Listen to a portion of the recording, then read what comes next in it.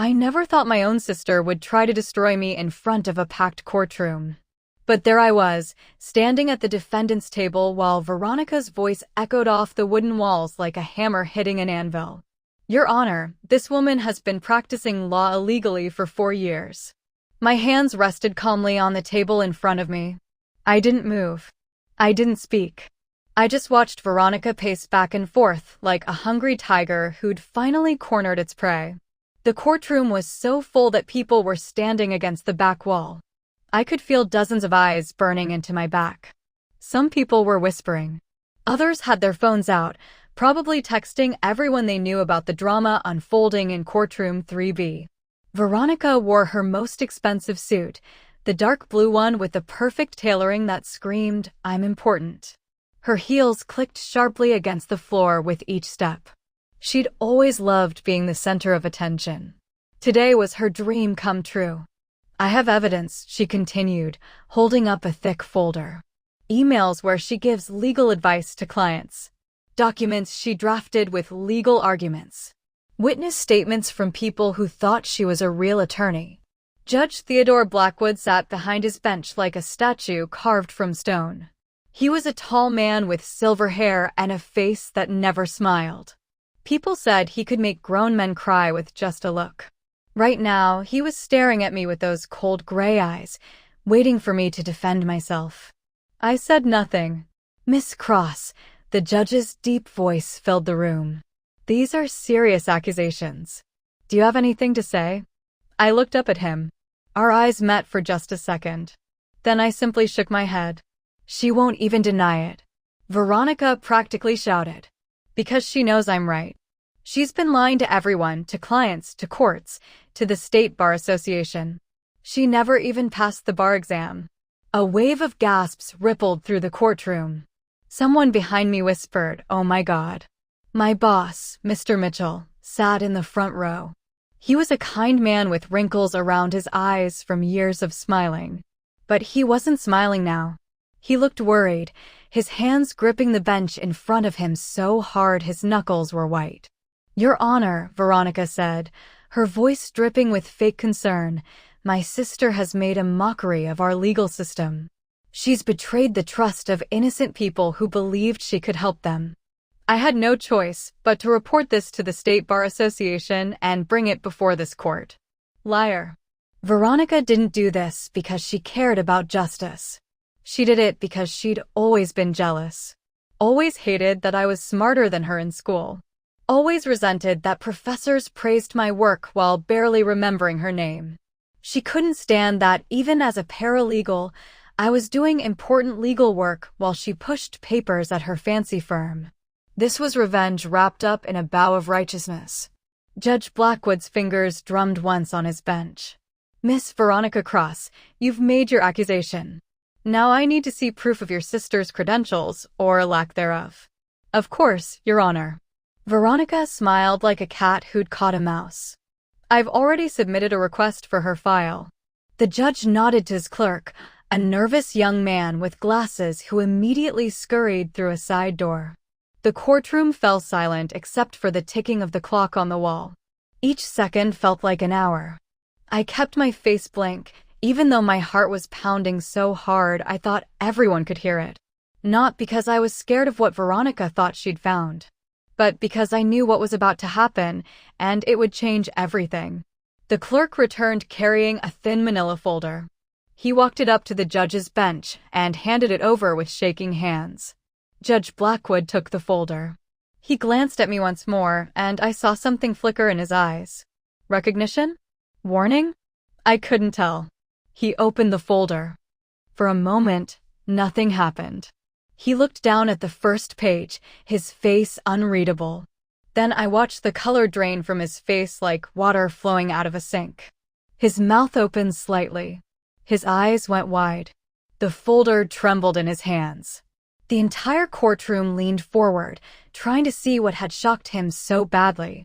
Judge Blackwood stood up so fast his chair rolled backward and hit the wall with a bang.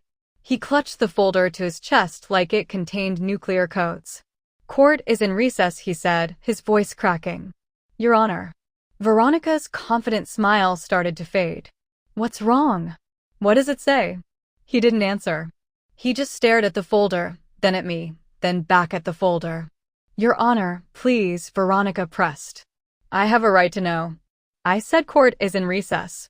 His voice boomed through the room like thunder. Everyone froze. Judge Blackwood turned and walked toward his chambers. Not the normal dignified walk judges usually do. This was fast, almost running. He pushed through the door to his private office and slammed it shut behind him. The courtroom exploded into chaos. People were standing, talking, shouting questions. Veronica stood in the middle of it all, her mouth hanging open, completely confused. What just happened? Someone yelled. What was in that file? Another person asked. Veronica spun around to look at me. For the first time all day, her confidence cracked. Fear crept into her eyes. Natalie, what did you do? What's in that file? I finally allowed myself a small smile. Just a tiny one at the corner of my mouth. You wanted to destroy me today, Veronica, I said quietly, so only she could hear. But you forgot something important. What? She whispered. I leaned forward slightly. You never actually knew anything about me. Her face went pale. Behind that closed chamber door, Judge Blackwood was reading the truth. The whole truth. The truth that Veronica had no idea existed. The truth that was about to turn her victory into ashes. I settled back in my chair and folded my hands. Someone was going to be destroyed tonight. But it wasn't going to be me. For years earlier, everything was different. I was different. I stood on the stage at Westfield Law School wearing my graduation gown, holding my diploma with both hands like it was made of gold. Because to me, it was worth more than gold. It was my future. Natalie Cross, graduating summa cum laude, the dean had announced, and the auditorium exploded with applause. I remember looking out into the crowd and seeing Mom in the third row. She was clapping so hard, tears streaming down her face. Dad had died when I was 12, so it was just her and me and Veronica. Mom had worked 2 jobs to help pay for my school. She believed in me more than I believed in myself. Veronica sat next to her, clapping too, but her smile looked tight. Forced. She was still in law school, 2 years behind me, and everyone kept comparing us. Your sister is so brilliant, her professors would say. Such big shoes to fill. I didn't know it then, but she hated me for it. 3 weeks after graduation, I was supposed to take the bar exam. I'd been studying 12 hours a day. My apartment was covered in flashcards and practice tests. I was ready. I was going to pass on my first try, get hired at a top firm, and finally make Mom proud enough to retire from those awful jobs. Then Mom collapsed at work. The call came at 2 in the morning. Veronica's voice on the phone was shaking. It's Mom. She's at County Hospital. They say it's cancer. Stage 4. Natalie, they say she doesn't have long. I remember dropping the phone. I remember the sound it made hitting the floor. Everything after that felt like moving through fog. The doctors said 6 months, maybe less. Pancreatic cancer. It had spread everywhere before she even felt sick. There was treatment, but it was expensive. So expensive. And it would make her weak, sick, unable to work. Someone had to take care of her. Someone had to pay the bills. I looked at Veronica. She'd just started her 2nd year of law school. I can't stop now, she said, not meeting my eyes. I'm so close to finishing. If I take time off, I might never go back. You understand, right? What I understood was that I was the older sister. The responsible one. The one who always fixed things. I postponed the bar exam. Just for a few months, I told myself. Just until Mom gets better. But Mom didn't get better. I got a job as a server at a restaurant to pay for her medications. Then I picked up night shifts at a grocery store. I slept 4 hours a night and spent the rest of my time at Mom's bedside, helping her eat, keeping her company, pretending everything would be okay. Veronica visited on Sundays. Sometimes. When she wasn't too busy with school or her new boyfriend or her internship at Morrison & Associates, the biggest law firm in the city. You're doing such a good job taking care of her, Veronica would say, patting my shoulder. Then she'd leave after an hour, and I'd be alone again with Mom and the medical bills that kept piling up like snow in a blizzard. Mom lasted 8 months. Longer than the doctors predicted. On her last day, she held my hand and whispered, "Promise me you'll go back to law. Promise me you'll be the lawyer I know you can be." I promised. 2 weeks after we buried her, I was broke. Completely broke. The medical bills had eaten everything. I had $17 in my bank account and rent due in 5 days. That's when Mr. Mitchell called. "Miss Cross, my name is Gerald Mitchell. I run a small law firm downtown.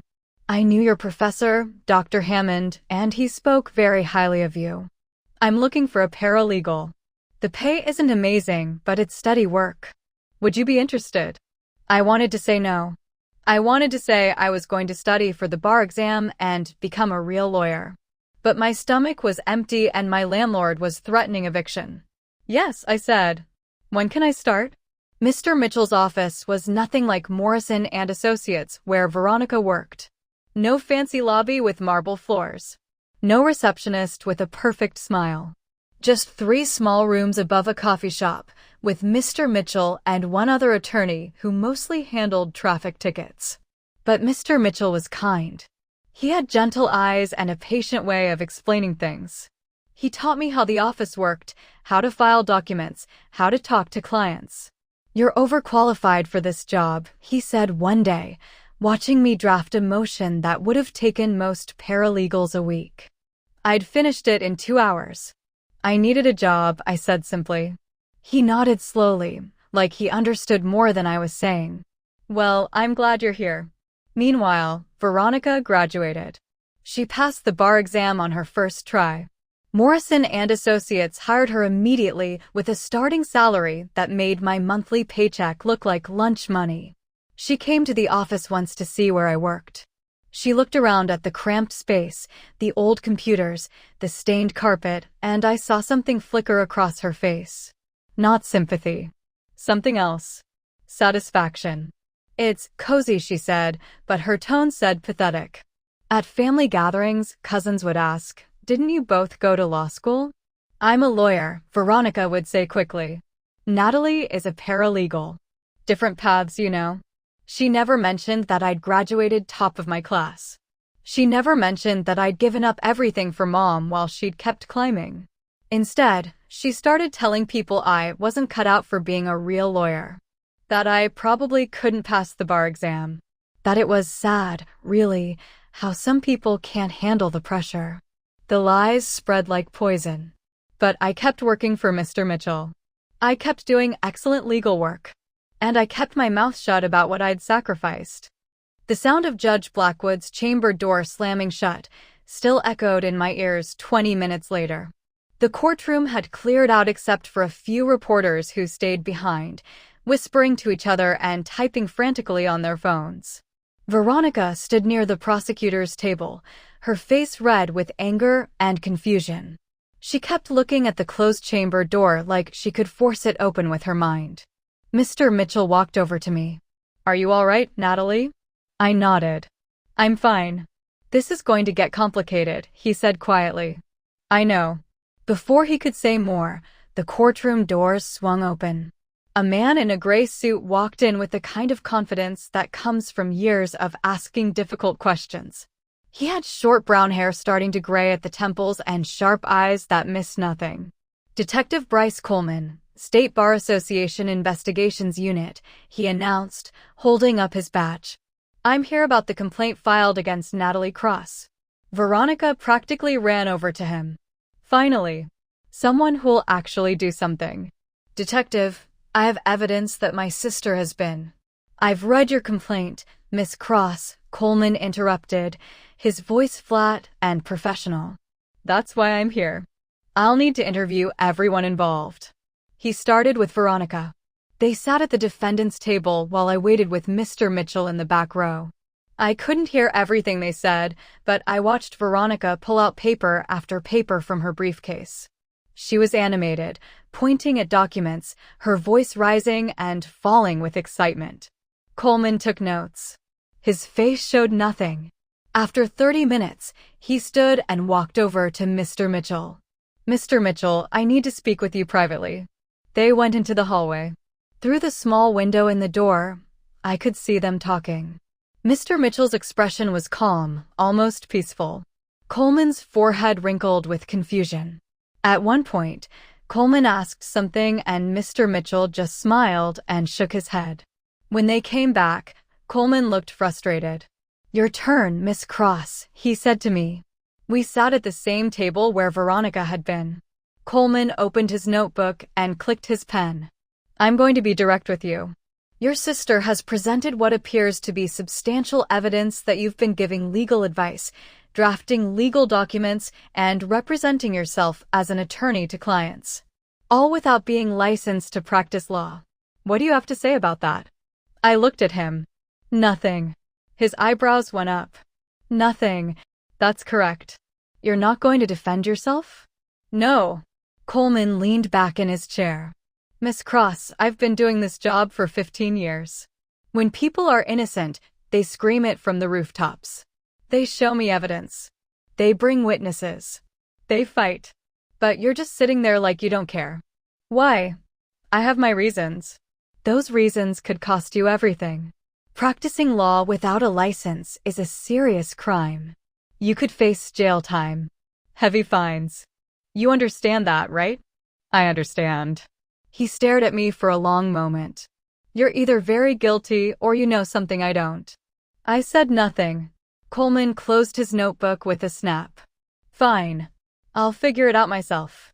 Over the next 2 days, Detective Coleman dug into my life like an archaeologist searching for ancient treasure. I didn't see him, but Mr. Mitchell kept me updated.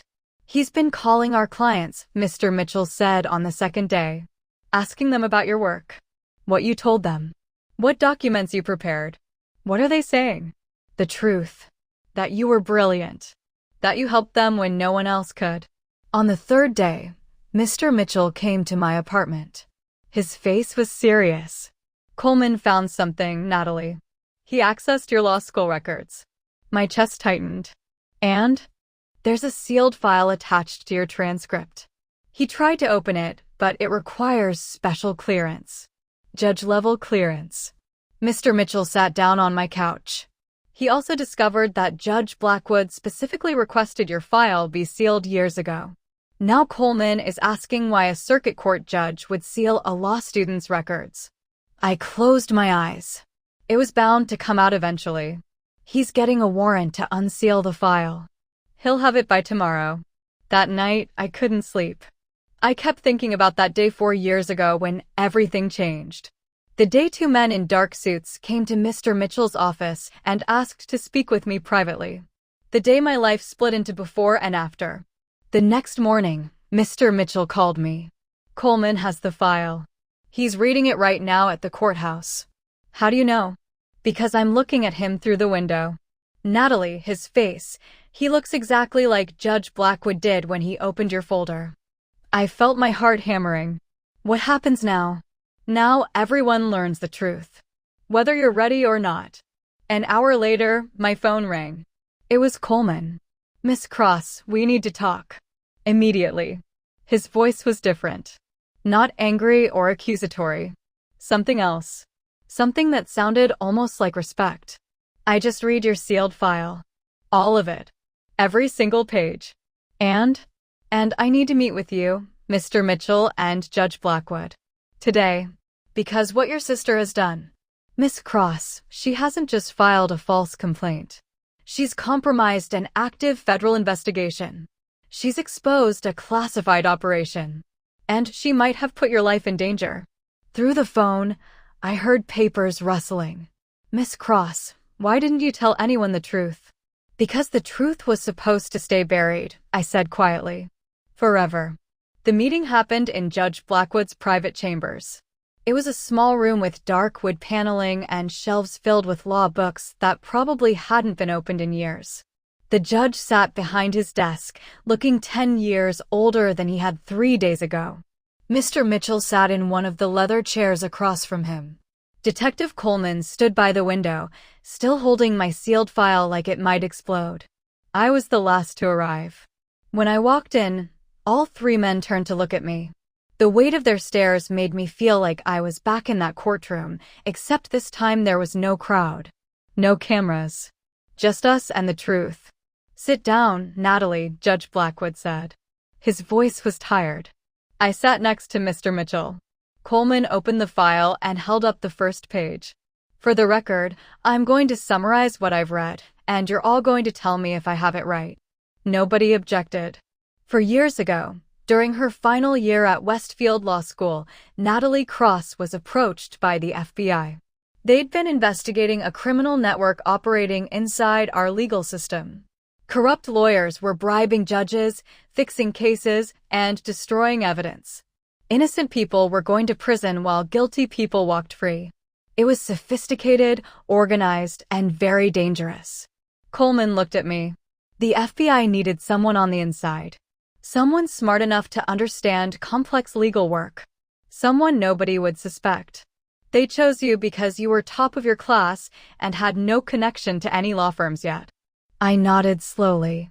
"You agreed to go undercover," Coleman continued. "You infiltrated this network by pretending to be a desperate law student looking for money. You gathered evidence. Names. Documents.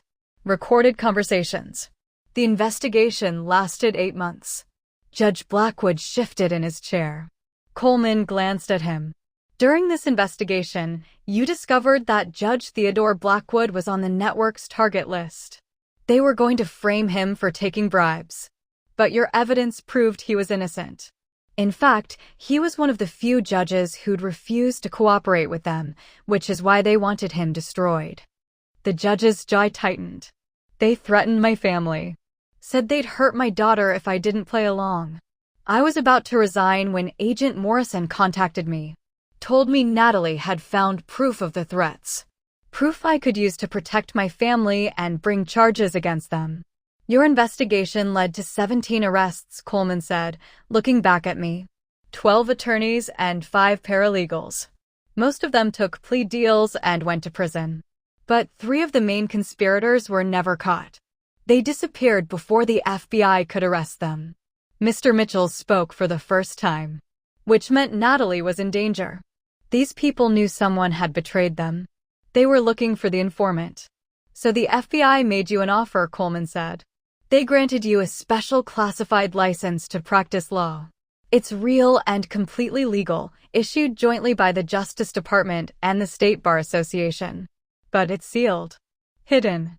As far as the public knows, you never took the bar exam. You're just a paralegal." He pulled out another document from the file.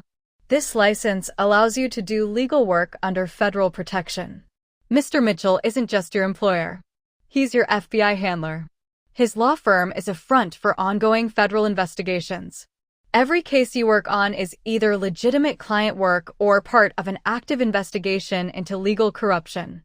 I watched Coleman's face as he spoke. He wasn't angry. He was amazed. "You've been operating undercover for 4 years," he said quietly. "Living a double life.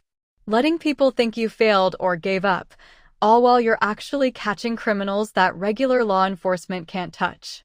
"That's correct," Mr. Mitchell confirmed. Coleman set the file down. "And now Veronica has blown your cover. She filed a public complaint with the State Bar. She brought you into open court. She made your name a topic of conversation across the entire legal community." Judge Blackwood rubbed his face with both hands. "Those 3 conspirators who escaped 4 years ago? They're still out there. Still dangerous. If they learn that Natalie was the one who destroyed their network, they'll come after her," Coleman finished. "And after anyone connected to her, including her sister."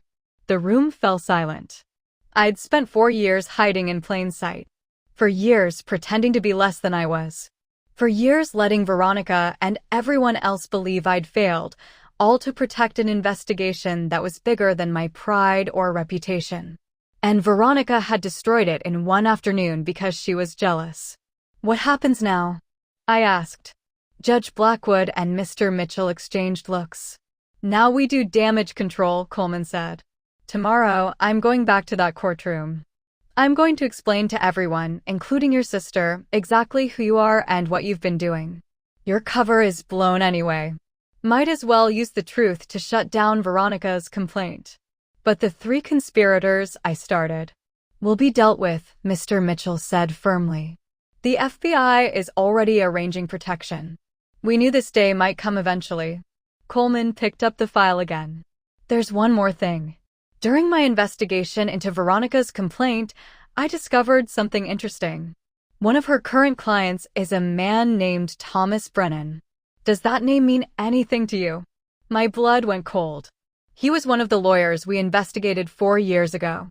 He wasn't arrested because we didn't have enough evidence on him specifically, but we knew he was involved.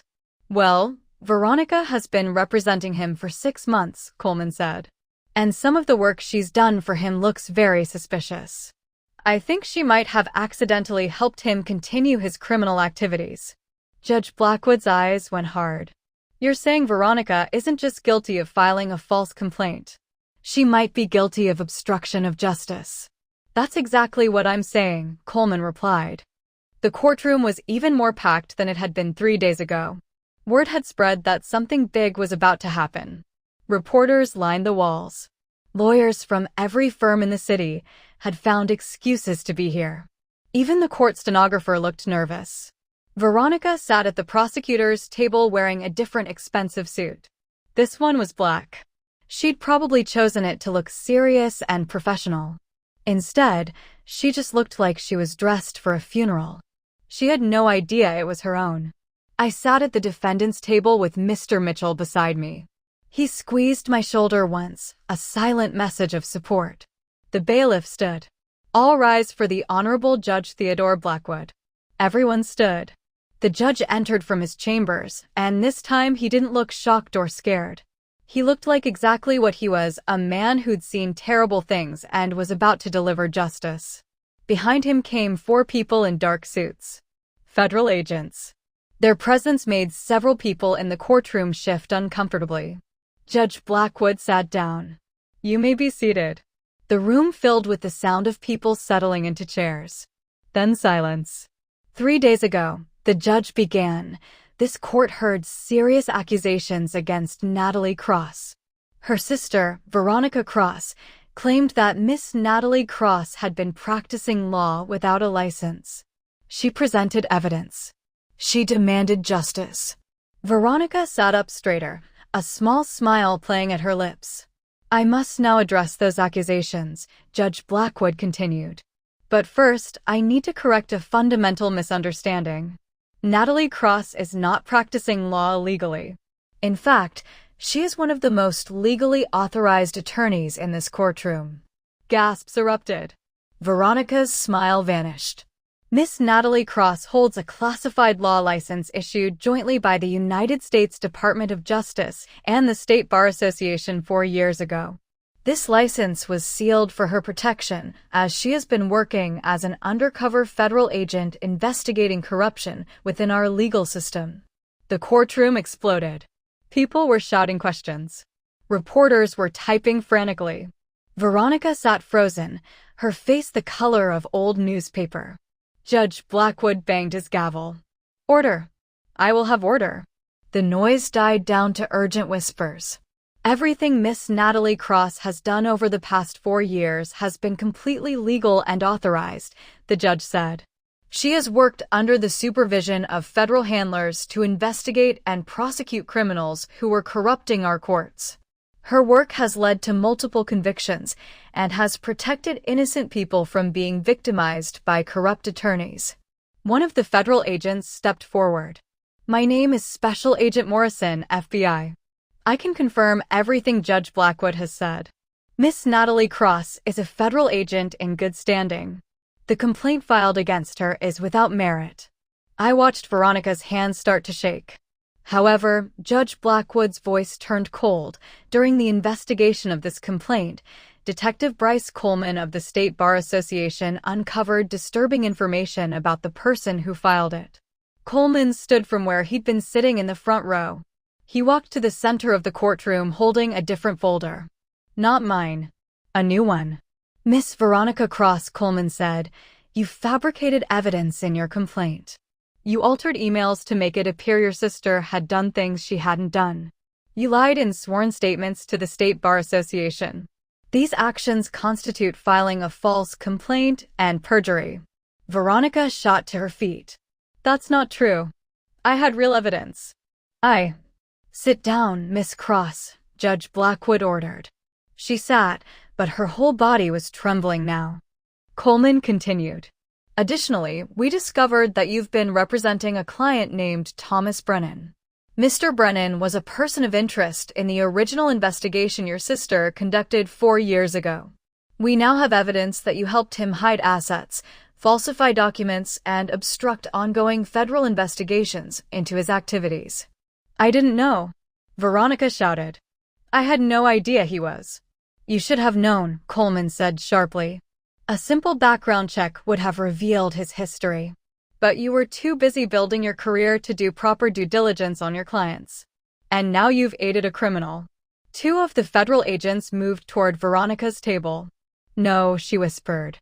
No, this isn't happening. Judge Blackwood's voice was final.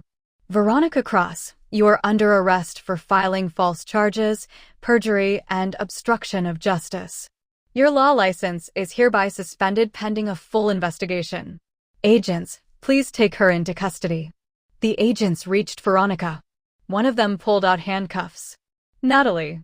Veronica turned to me, tears streaming down her face. Please, tell them this is a mistake. I'm your sister. I stood slowly. I walked around the table until I was standing right in front of her. For 4 years, I'd stayed quiet while she insulted me. While she lied about me. While she told everyone I wasn't good enough, smart enough, strong enough. I looked into her eyes. You wanted to destroy me today, Veronica, I said quietly. You wanted to humiliate me in front of everyone. You wanted to prove you were better than me. But you forgot something important. What? She whispered. You never actually knew anything about me. You never asked why I became a paralegal. You never wondered if there was more to the story. You just assumed I'd failed because that's what made you feel superior. The agents put the handcuffs on her wrists. I sacrificed everything for Mom while you built your career, I continued. I let you believe I was nothing while I fought criminals you couldn't even imagine. And when you tried to destroy me, you destroyed yourself instead. They led her toward the courtroom doors. She was crying now, really crying, her perfect makeup running down her face. Someone was going to be destroyed tonight, I said as she passed. It just wasn't going to be me. The doors closed behind her. Judge Blackwood looked at me. Agent Cross, on behalf of this court, I apologize for the exposure of your operation. The FBI will provide you with protection and support as you transition. Thank you, Your Honor. Mr. Mitchell hugged me like a father hugging his daughter. I'm proud of you, he whispered. Agent Morrison approached. We have a new case we'd like your help with if you're interested. I smiled. Always. The courtroom slowly emptied. Reporters rushed out to file their stories. Lawyers whispered to each other about what they'd just witnessed. Within hours, everyone would know the truth about me. But I didn't care anymore. My cover was blown, but my integrity was intact. My sister had tried to ruin me and ended up in handcuffs. Justice had been served. I walked out of the courthouse into the evening air. Tomorrow, I go back to Mr. Mitchell's office. Back to my desk above the coffee shop. Back to my work fighting corruption from the shadows. Because that's what I did. That's who I was. And no one, not even my own sister, could take